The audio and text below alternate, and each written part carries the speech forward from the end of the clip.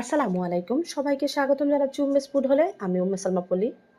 আজকে আপনাদের সাথে খুব মজাদার একটা পিঠার রেসিপি শেয়ার করব। মুসমুসে রসালো ডিম পাকন পিঠা, যেটা খুব সহজে অল্প সময়ে আপনারা বানিয়ে নিতে পারবেন। উপরে মুসমুস থাকবে, ভিতরে রসালো থাকবে পিঠাটা। আর এতটাই মজা হয় যে বেশি সময় লাগবে না বানাতে।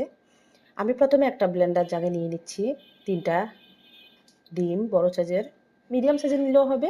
দিয়ে দিচ্ছি স্বাদ মতো লবণ, দিয়ে দিচ্ছি 4/1 কাপ পরিমাণ ময়দা, দিয়ে আমি এটাকে ব্লেন্ড করে নিচ্ছি। আর দিয়ে দিচ্ছি এখানে বেকিং পাউডার 1/2 চা চামচ, দিয়ে আমি এটাকে ব্লেন্ড করে নিলাম। এখন একটা পাত্রের মধ্যে নিয়ে নিচ্ছি, আর ব্লেন্ডার জাগের মধ্যে আমি দিয়ে দিচ্ছি 1/2 কাপ পানি। আর এখানে পানিটা আর একটু মিক্সড করলাম, প্রায় 1.5 কাপ পরিমাণ পানি দিলাম, 1/2 কাপ প্লাস 1 কাপ দিয়ে আমি এটাকে চুলায় বসিয়ে দিচ্ছি। এই লিকুইডটাকে আমি একটু ঘন করে নিব, আর চুলার হিটটা খুব কম দিয়ে রাখতে হবে। এখন দিয়ে দিচ্ছি এলাচ গুঁড়া, এটা ফ্লেভারের জন্য দিলাম। দেখতে পাচ্ছেন যখন লিকুইডটা একটু ঘন হয়ে আসবে, বলক উঠবে, তখন দিয়ে দিব ময়দা এটার মধ্যে। আর এটাকে একটু অবশ্যই এক বলক আনতে হবে। দেখতে পাচ্ছেন ঘন হয়ে আসছে। এখন আমি দিয়ে দিচ্ছি ময়দা। প্রথমে 1 কাপ ময়দা দিলাম। আমি অল্প অল্প করে ময়দা দিয়ে একটা ডো তৈরি করে নিব সফট। আর কতটুক ময়দা লাগলো শেষ পর্যন্ত তাও আমি বলে দিচ্ছি আপনাদেরকে। পিঠাটার ডো হবে একদম শক্ত আর নরমের মাঝামাঝি। এখানে নিয়ে নিচ্ছি আরও 1/2 কাপ পরিমাণ ময়দা, এটাও আমি অল্প অল্প করে দিয়ে ডোটা তৈরি করে নিচ্ছি।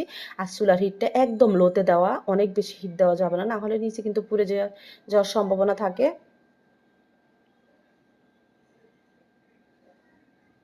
আমি সবটুকু ময়দা দিয়ে দিলাম, চুলার হিটটা একদম কমিয়ে দিয়ে তারপর আমি ডোটা তৈরি করে নিলাম। দেখতে পাচ্ছেন হাতে আর লাগতেছে না, তার মানে ডোটা হয়ে গেছে। এখন আমি একটা পাত্রে ঢেলে নিচ্ছি, আর দিয়ে দিচ্ছি 1 টেবিল চামচ পরিমাণ ঘি। এখানে ঘি না থাকলে আপনারা তেলও দিতে পারেন। ঘিটা দিলে ফ্লেভারটা ভালো আসবে, এই জন্য আমি ঘি ইউজ করলাম। আর এখন এটাকে আমি 5 থেকে 6 মিনিট পর্যন্ত একদম ময়ান দিয়ে মথে মথে একদম সফট করে নিচ্ছি ডোটাকে। দেখতে পাচ্ছেন ডোটা যতটা সফট হবে পিঠাটা খেতে ততটাই মজা হবে। প্রায় 5-6 মিনিট সময় লেগেছে। দেখতে পাচ্ছেন ডোটা একদম সফট হয়ে গেছে, এমন হলেও হবে। এখন আমি কিছু পিঠার ছাঁচ নিয়ে নিলাম, এটাকে আমরা পিঠার শেপ দিয়ে নিব। পিঠার ছাঁচের মধ্যে আমি একটু তেল ব্রাশ করে নিলাম যেন সহজে উঠে যায়। আর এই পিঠাগুলো কিন্তু আপনারা ছোট সাইজেও বানাতে পারেন, বড় সাইজেও বানাতে পারেন। তো আমি একটু বড় বড় সাইজ করে বানিয়ে নিচ্ছি, আপনারা চাইলে আরও ছোট করে নিতে পারেন। আর পিঠাগুলো একটু ভারী হবে, একদম পাতলা হবে না। আর এই খাজ দিয়ে যারা পিঠা বানিয়েছেন তারা তো অবশ্যই জানেন কিভাবে বানাতে হয়। তা আমি একে একে সবগুলো পিঠা বানিয়ে নিচ্ছি।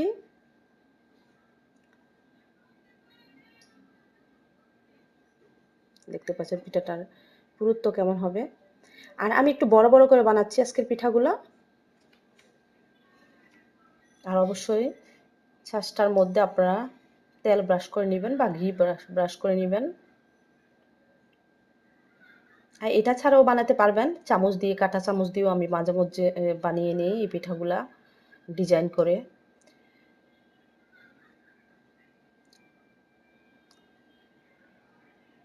আমার সবগুলো পিঠা বানানো হয়ে গেছে। আপনারা চাইলে আরও বেশি করে বানাতে পারেন। তো আমি পিঠার জন্য শিরা করে নিচ্ছি। শিরার জন্য নিয়ে নিচ্ছি 1.5 কাপ পরিমাণ চিনি, আর দিয়ে দিচ্ছি 1 কাপ পরিমাণ পানি। এই শিরাটা কিন্তু অনেক বেশি ঘন আর অনেক বেশি পাতলা এরকম হবে না, ঘন আর পাতলার মাঝামাঝি হবে। এটার মধ্যে আমি দিয়ে দিচ্ছি জাফরান, আপনারা চাইলে জাফরান নাও দিতে পারেন, আমি ফ্লেভারের জন্য এলাচ দিতে পারেন। দিয়ে দিচ্ছি 1 টেবিল চামচ ঘি। আর এই শিরাটাকে আমি জাল করব 5 মিনিটের মতো। 5 মিনিটের মতো জাল করে যখন দেখব একটু আঠালো আঠালো হয়ে আসবে, তখন আমি এটাকে শিরাটাকে নামিয়ে সাইডে রেখে দিব।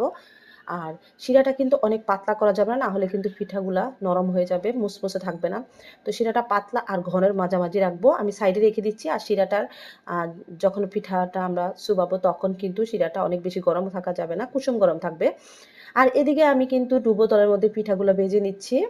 আর চুলার হিট লো টু মিডিয়ামের মাঝামাঝি এখন। দেখতে পাচ্ছেন একটু ওয়েট করলে পিঠাগুলো নিজে নিজেই কিন্তু উপরে উঠে আসছে। আমি একটু সময় নিয়ে পিঠাগুলো ভেজে নিচ্ছি, খুব তাড়াতাড়ি ভাজা যাবে না, লো টু মিডিয়াম হিটে রেখে সময় নিয়ে পিঠাগুলো ভেজে নিতে হবে একদম গোল্ডেন ব্রাউন করে। একটু সময় নিয়ে ভাজতে হবে, যেহেতু একটু মোটা টাইপসের পিঠা এগুলা। তো আমি একে একে সবগুলো ভেজে নিলাম, আর এই গরম পিঠাগুলোই কিন্তু আমি একদম সরাসরি শিরার মধ্যে দিয়ে দিচ্ছি। আর শিরাটা কিন্তু এখন কুসুম গরম আছে, তো শিরার মধ্যে দিয়ে প্রায় 30 সেকেন্ডের মতো এদিক সেদিক করে উলট পালট করে তারপরে আমি সাথে সাথেই তুলে নিব, না হলে কিন্তু পিঠাগুলো মুসমুসে থাকবে না, সফট হয়ে যাবে। আর পিঠার শিরার ঘনত্বের উপর নির্ভর কিন্তু করে কিন্তু পিঠাটা মসমসে ভাব থাকে অনেক সময়। আর শিরাটা বেশি ঘন করা যাবে না, আবার বেশি পাতলাও রাখা যাবে না, খেয়াল রাখতে হবে এটা। সবাই অনেক বেশি ভালো থাকবেন। আর রেসিপিটা ভালো লাগলে অবশ্যই চ্যানেলটা সাবস্ক্রাইব করে রাখবেন, পেজ থেকে দেখলে শেয়ার দিবেন। আসসালামু আলাইকুম, আল্লাহ হাফেজ।